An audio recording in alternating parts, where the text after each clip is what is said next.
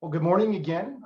This is a webinar that is going to be focused on the latest developments that have been happening with the Paycheck Protection Program and what it might mean to anyone that is in the process of an application or going through the loan process with Greater Nevada or Greater Commercial Lending, who has been our partner in fulfilling all of the PPP applications. I'm Michael Thomas. As I mentioned, I'm the Vice President of Marketing. I want to introduce, and if Jeremy, you can go ahead and join the conference and take yourself off of mute.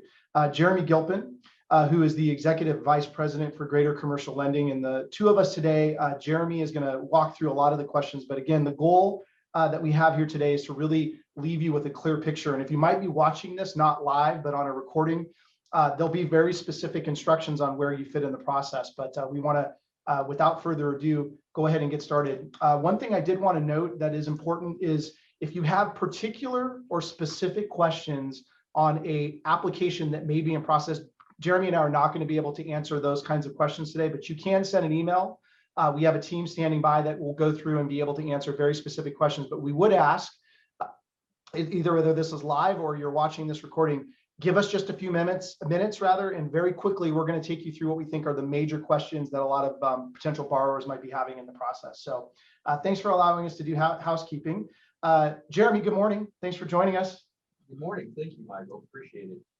Yeah, so Jeremy and I today are just going to, again, walk you through where we are in the status of the program, what is exactly happening. We're also going to talk about what their potential codes might be within both the platform that you see that your application is in, as well as what we might be working through with the SBA on some lenders that we still have the ability to have an SBA loan approval, but we have some final items.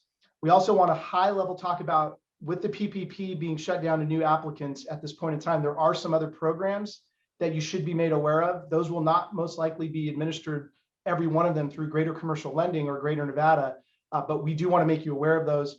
And then we're going to talk through if you do have an SBA loan approval, and it'll be clear after this webinar what that means, what are the things you need to do to kind of finalize the application process and get your loan funded.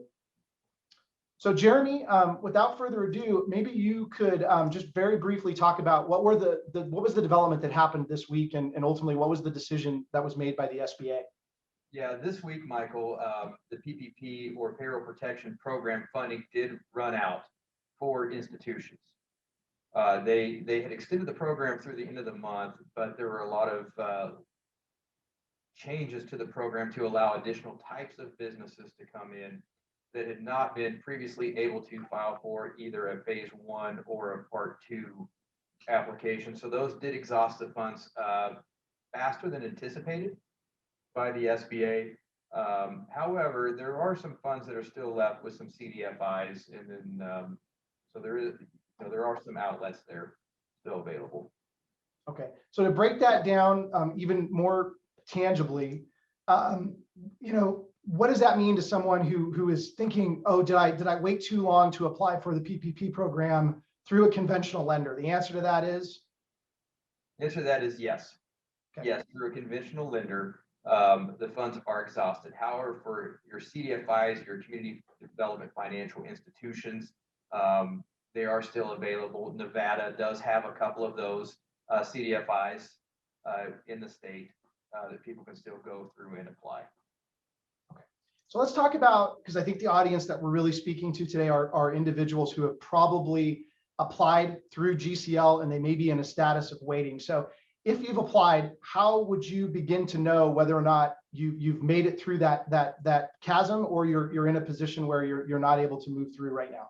Yeah, if you look up on the automated system that we've been using and you see where it's been submitted to the SBA or approved through the SBA, then you're either being reviewed by the SBA or you're approved and you're awaiting the funding status. If your loan says that it has been approved by the SBA, you are fine. You will be receiving loan docs shortly. Or if you're in the loan docs received, then obviously you have loan docs in your inbox that need to be signed and returned as quickly as possible. Because as you see, they are counting the dollars of folks that have been approved and have not received or taken the funds yet, so that those could potentially be recycled at a later date.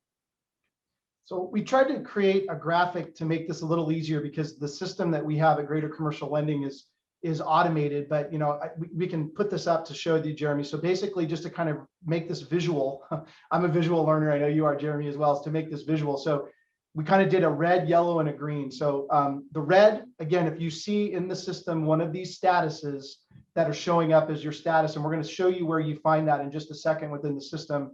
If you're in one of the far left buckets, you do not have an SBA loan approval number. That's correct. If you're in the red circle, Michael, on the far left of our screens, I would strongly suggest finding a CDFI and reapplying through a CDFI. Okay. And we can post some information about where someone would look for that, or where they would maybe find an institution like that they could qualify to apply for. Correct. We can do that. Okay. So maybe explain the yellow. So this is a unique situation, but if you do log into the portal and you see submitted to SBA, what's going to happen to people that are in that status? If you're submitted through the USDA or SBA, that means they are reviewing your status, reviewing the documentation, reviewing things like social security numbers, EINs for a second draw to make sure they match the first phase. So if there are any discrepancies within the paperwork, or an incomplete application, or something that is filled out differently from the first round through the second round, then those would go back to the rejected, SBA rejected. You would not be able to reapply. Okay. However, if it is approved, if everything is correct, once submitted to the SBA, it would go back to the SBA approved, which would be the far right or green circle on your screen. And then that would go back to us for the processing of the note to allow for the funding. Okay. So again, to make that even more simple than the green, if you see one of these status, obviously the simplest one to understand is SBA approved, that you're okay. But there are later stages, like you had talked about, where there's additional items needed. But once again, you hit any one of those 4 stages in the green, you do have an approved SBA loan number. And so this action of closing funding for the program does not impact you. That's correct. Okay. Green is good. You're going to receive your loan docs. Okay. So what's important is why it's an automated system. If you are in that yellow stage, how would someone know that they moved on? Are they going to receive an email from us? Are they going to be notified that they moved on to the next stage? What would be that typical process? I would keep checking the automated system on a daily basis, because those move hourly. Okay. Michael, I would go as far as say yes, we can send an email out once daily for those folks that have been moved. Okay. The approved queue, but if you're anticipating it sooner, or you just want to know before the end of the day, keep checking it. Just keep refreshing your screen, because those move constantly. There is no specified time frame. So this screen is probably familiar to most of you who've logged in through the process. We call this our dashboard. And we just tried to make it very simple that when you log in, you're going to see your application ID and you're going to see a status that will show up on the screen. So again, we will post as part of the materials to this webinar on our website, that screen that talks about the statuses, but this is where you can find it. And this is the place that it would be located for someone to quickly see. Correct, Jeremy? That's correct. Okay. And again, keep refreshing it, because it does move. It's a live screen. Okay. So I just want to reiterate what we're going to do is we're going to summarize up to this point, because people have been tuning in and watching. So we want to really be clear. The number one question to really leave from this webinar, or if you're watching in a recording, is do you have an SBA number, a loan approval number, or are you not at that stage? So we want to reiterate where it would leave you if you do not have an SBA loan number. So again, you would see that as a status within the system at one of those stages, which means because the SBA exhausted funding, we are not able at this time to resubmit your application or move it forward. As Jeremy explained really well, there are some lending institutions that are still available for you to seek an application from. And we're going to go through more mechanics, but that's where you are right now if you do not have an SBA loan approval number. That's correct, Michael. And I would like to reiterate that a CDFI is a smaller type of institution, so they do have very limited resources. So I would recommend logging on if you see that you haven't made it past the review process into that SBA approval process as of yet. Get it submitted quickly, because they do have a limited number of resources, and a lot of times their systems aren't automated and are done by hand. So. Okay. So for those of you who do have an SBA loan approval number, we'd ask you to hold on. We are going to, for those that did not receive it, we just want to briefly touch upon, where we could probably have an entire webinar that would be dedicated to other types of funding programs, but at a very, very high level, this is not the only program available. If you have not received a PPP, or even if you've received a PPP loan, there are other programs available. So Jeremy, I know you could go through each of these, but just at a very high level, do you mind just taking us through sort of what are the programs outside of PPP that are available? Sure. You know, a lot of these loans, remember, these are loans with the exception of shuttered venues grants. The first three bullets, the COVID-19, the EIDL loan, is an SBA direct loan at a reduced interest rate. You would need to go to the SBA.gov website to find that. Restaurant revitalization funds, very similar. It is a low interest rate loan, not a grant, similar to payroll protection. It's not forgivable. So you would need to go to the SBA website for that. Shuttered venues grants, very specific types of industries would qualify, and the full list could be found again on SBA.gov. SBA debt relief, there are some funds still available, but those are for existing SBA 7A 504 and microloans, otherwise known as Express 7As. You can apply for new loans, and they have eased the qualification criteria, as well as waived all the borrower fees for 7A in the microloan Express. Now, the 504 is going to issue a refinance 504 program very shortly. So if you have an existing debt, not just a new purchase, or an existing 504, you can reapply, receive a new loan, which would re-amortize, lower the payments, and even allow an interest-only period. And I know, just as a resource, we happen to be headquartered in Nevada, though we service nationwide.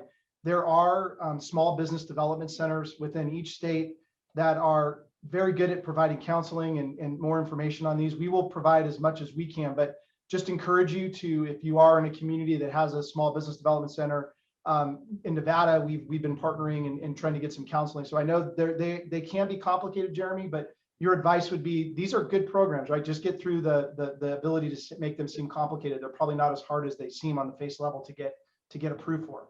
Correct. They are. You know, the EIDL loan, I've walked through that process myself. Just the mechanics of it on the SBA website. It's very easy to walk through. Very similar to what we would use from our payroll protection program platform. You know, the others, the small business development centers, when you're looking for those, you know, try checking your local universities, colleges. A lot of times they'll be embedded within the campus.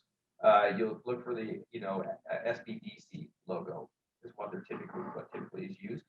And they would be able to help you. Also, don't be afraid or hesitant to reach out to your SBA office, because you have a state director and you also have a staff in every state, and they're more than willing to assist as well.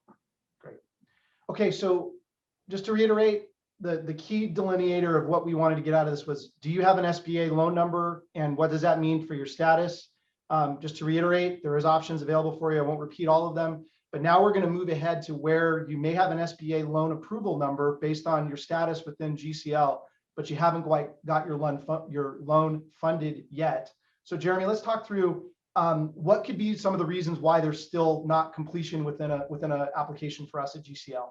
Yeah, sure. Again, the top items are listed here in bullet points: address or incomplete items, and that could even be, you know, an email address or something to that effect. Those should have been, the email address should have been taken care of through the application process.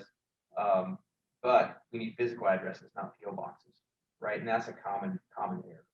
Upload all required documentation. It may be, you know, a driver's license was ineligible. We can read it right on the screen, or we needed, you know, some additional documentation like banking documentation. Avoided check is a common item, and a lot of people, a lot of applicants ask, why do I need avoided check? Well, the only way you're going to receive your funds is through automated deposit, direct deposit. We need that routing number, because with a lot of your national banks and institutions, your routing number for a deposit is different from a routing number on your deposit slips. And so we've been receiving a lot of deposit slips and not necessarily the voided check, and the routing numbers to those, while it should get to you, we're hesitant to send that out because it will get caught up in the system at your institution. And that's an unneeded burden to try to track that down on the business's behalf, Michael. So Okay. really the actual voided check is of utmost importance. And then finalize your application. There may be missing an initial or something to that effect, and industry number, or is it a franchise or not? Some of those very easily items that were easily missed. Okay. And one other area we do know, I won't go into a lot, you just repeated all this, so I don't have to go through this, but Jeremy, the hold codes, there are some situations we're seeing where a mistake might have been made about the type of loan that they're going through, or there's a hold code. So those aren't uncommon as well. And we've been able to resolve most of those hold codes. Right. A hold code doesn't necessarily mean you've been denied. A hold code means that the majority of your application is correct at the SBA's level, and that they have realized that there is a qualification for this loan, this forgivable loan. But they're going to put a hold on and allow the lender and the business to fix any errors or omissions that were provided or that they have sent back to us before they make their final decision. And again, typically you see uploaded documentation as complete. Driver's license is a big one. It may have the front, but not the back. Especially if your expiration date of your driver's license is on the back, or a barcode is on the back. Information, EIN doesn't match. It could be transparency. It could be, really anything you can input into your application. Or if you use a social security number on your first round and you've since changed your structure and you have an EIN, that doesn't match. So that we have to make sure that those come together. Again, according to the last bullet point, they may have applied twice. So one lender has to withdraw in order to allow the other lender to proceed forward. This is very important though, Michael. Go with the lender that has the hold code. Find out if we have a hold code on your PPP application and you've applied twice with another institution, they do not have a hold code. Do not void ours and go with them because it has not been through the process far enough. You will get rejected. So go with the lender that has the hold code. Okay, that's a really good clarification. So just to underline that, the only way you're going to probably know that is to call your institution and talk to a live person or verify, in fact, we have the hold code. And so I know we speak for us, we can coordinate that, but it just sounds like that's a very cautious area to make sure if you do have two applications in, which we know some people did to kind of cover, not their bets, but to try to make it as acceptable as possible. Just make sure you do contact both lenders to figure out who has the hold code. And Michael, if you have a hold code through our institution, you will get contacted. Okay. So if we contact you, it means that we have the hold code. Okay. So go to your other lender. We're going to make that easy on you. Okay.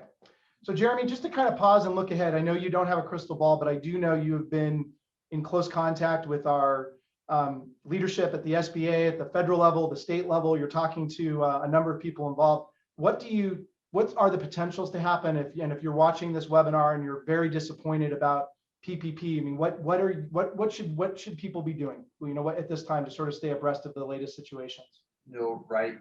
Your elected officials.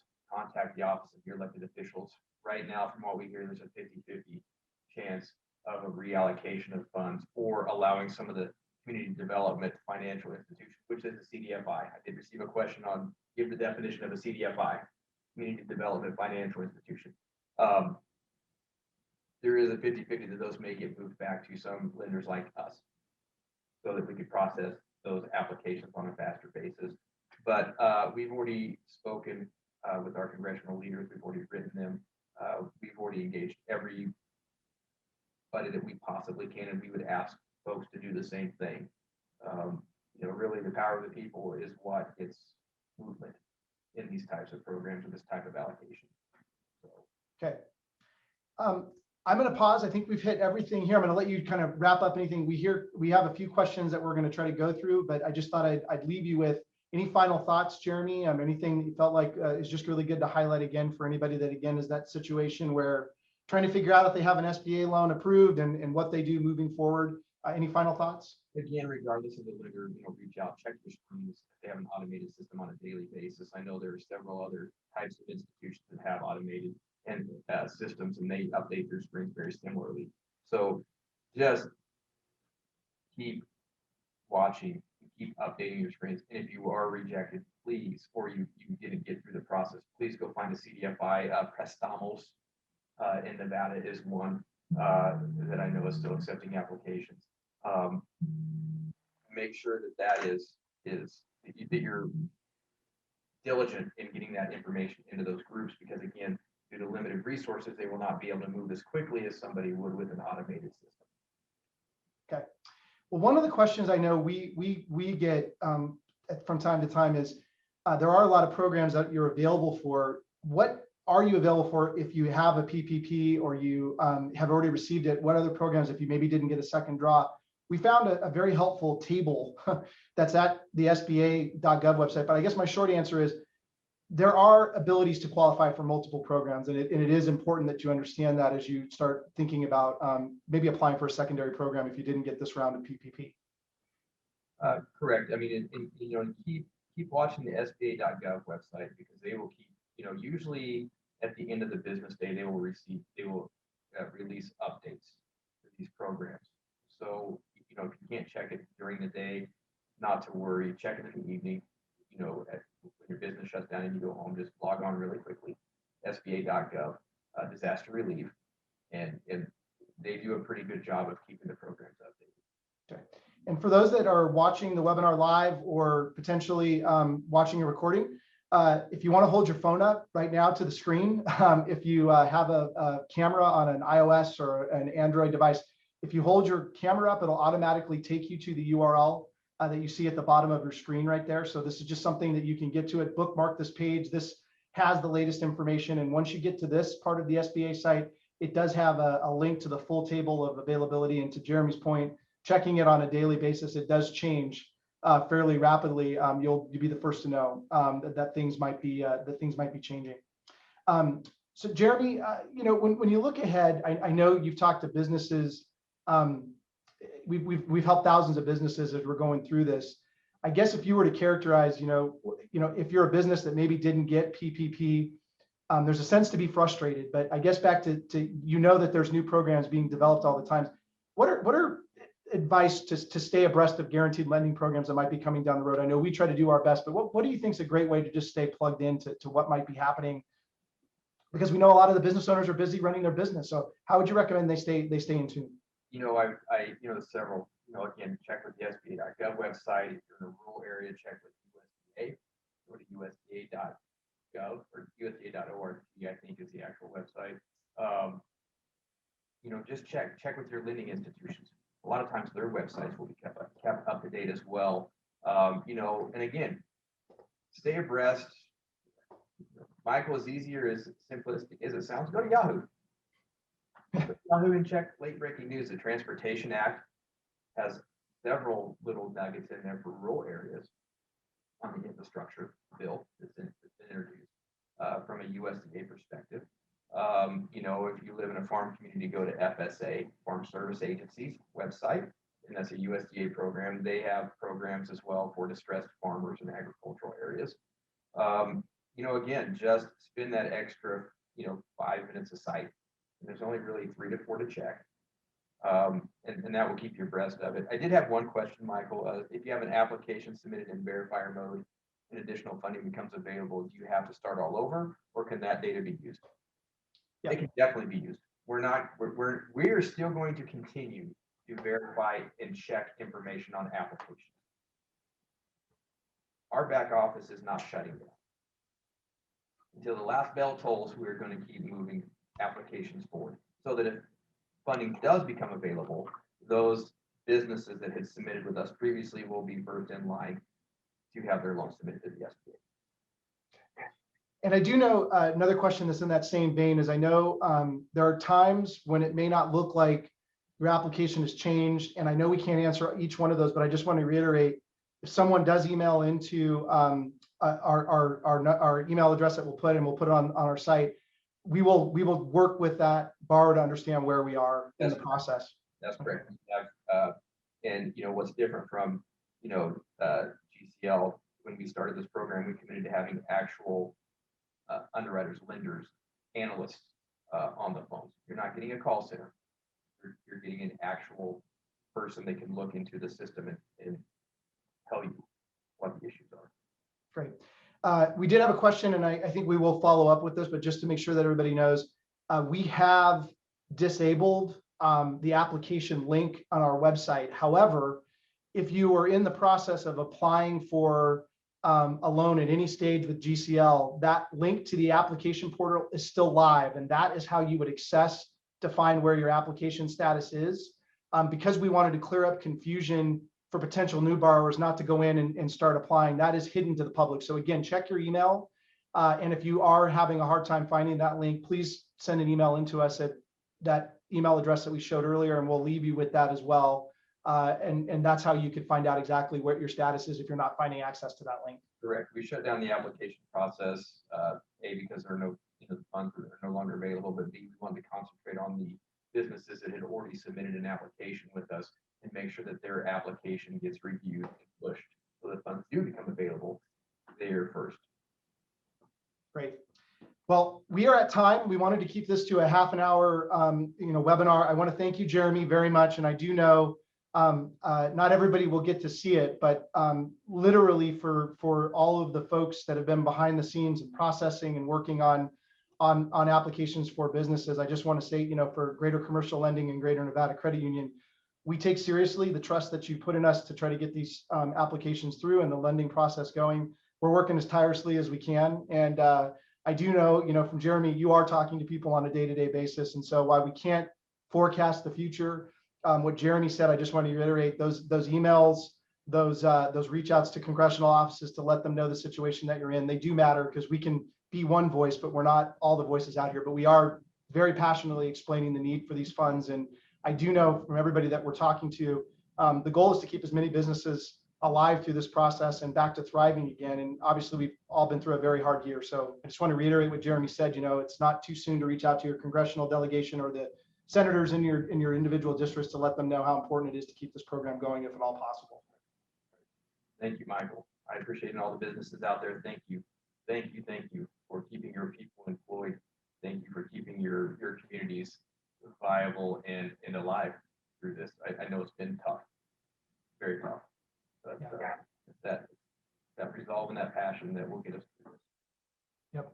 Well, thank you everybody for tuning in. And if you do watch this recorded, look around the website. We are going to follow up with everybody that registered for this webinar with a link to the recording, as well as some of the links that we talked about in answering some of these questions. But thank you very much for attending today. Best of luck to you. And as developments will arise in the future, if you have an existing application and for some reason becomes available to have additional funding, which we're not stating we know is going to happen, we will email you and let you know that that is a potential possibility. And of course, like Jeremy reiterated, you will be able to pick back up your application if you do not have an approval number with that point, and then we'll work with you. But stay tuned to the latest information. We'll try to keep you informed as things change and develop. But thank you very much and have a great rest of your afternoon. Thank you, Michael. Appreciate you.